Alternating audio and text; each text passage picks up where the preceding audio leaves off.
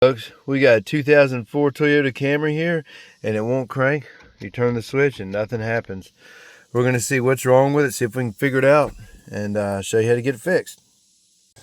Okay, first what I like to do is we'll open the hood. Even though we had lights on the dash, we still want to see if we have a decent battery in here.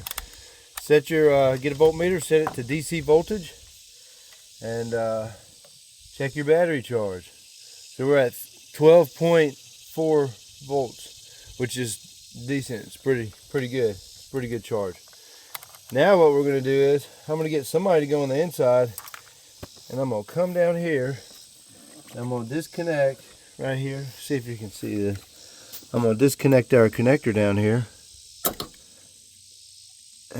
to our starter solenoid, and I'm going to check power here when someone in there turns the switch all the way to crank. What that's going to tell us is we're getting signal from the switch to engage the solenoid to spin over the starter. So here we go. We set it, same thing, the voltage. I'm going to find me a ground over here on the battery. Battery's a good ground. I'm going to set this right here, and then we're going to get them to turn over the switch and see if we got voltage there. If we have voltage there, then we suspect a bad starter. And okay, here we go. Okay.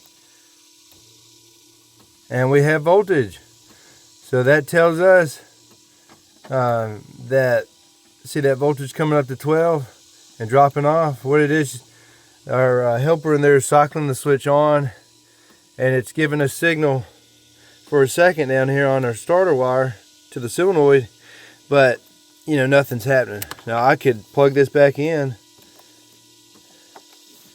and see if it does anything, but it's probably not. See, it's dead in the water. Now sometimes if you're in a pinch, you might could tap on this and that may jar in it. Just give it just enough of a connection in there to spin over and get you home. But in this case it's not working, so we're going to pop that starter off and replace it. First, to put the starter on, we're going to disconnect our negative battery cable. Negative. Next, we're going to take our 10mm and we're going to take loose the air box. There are 2 bolts, one on either side, and it looks like somebody has lost the other one and come up with a makeshift bolt that's a different size, so we'll have to find out what that is. We're going to disconnect our mass airflow sensor, which is easy. You're just going to push in here and then pull out and take loose our other part right here, little clamp. We'll wiggle our box out, and then we can get down to our starter. You have the top part removed from your air box and your air filter's out. Now we're going to pull our lower 3 bolts that are 10mm, and then we're going to remove it, lower part of the housing. We removed the 3 bolts that held it in, but there's also a clip back here on the back side, and to get this clip off, now first we've got to disconnect that little sensor right there. Okay, there's a little tab you'll stick a screwdriver in right here. You can push in and it'll come loose. Then you can get that part loose. Now we can pull this out, unless there's something else holding it down there. Alright, yeah, it looks like we have one more clip down there at the bottom. We'll get in there and get him out.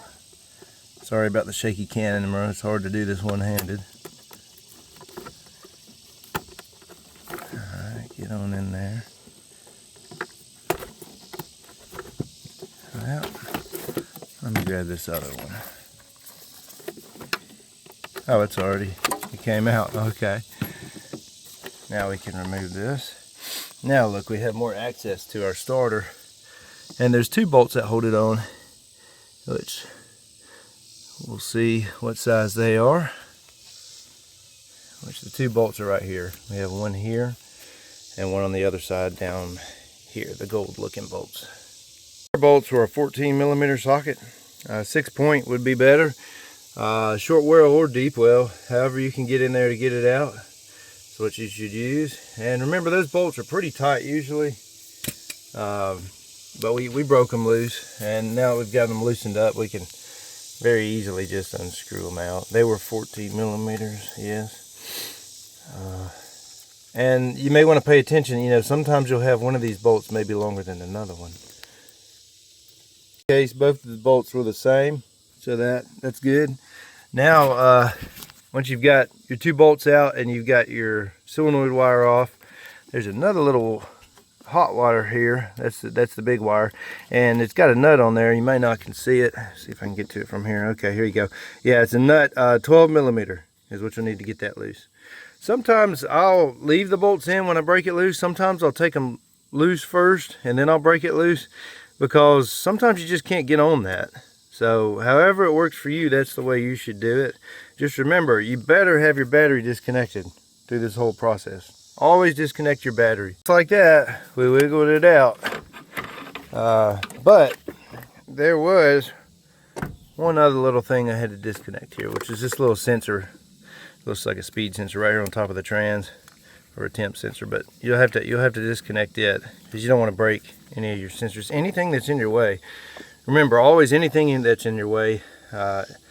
If you think you might break something, just go ahead and take off extra stuff so you can get it out of your way, so you won't damage anything, and then you can get the job done, and you won't break anything. This is a diagnose starter, so probably this is the original starter that came off.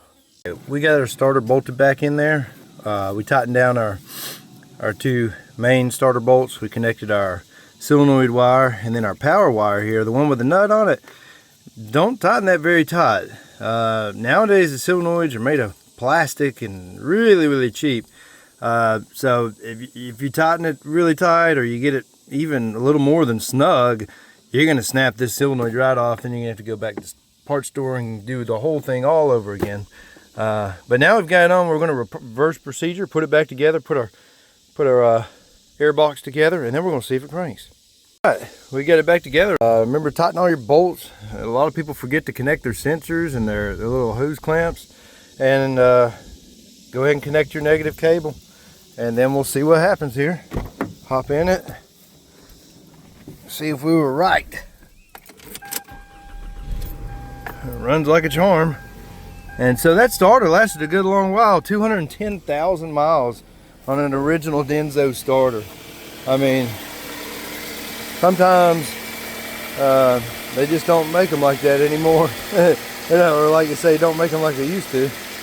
But now we're good to go, ready to call a customer, and he can get back on the road. So if you like this video, hit the like button, subscribe if you want. If you want to see more content, good. Thanks for watching.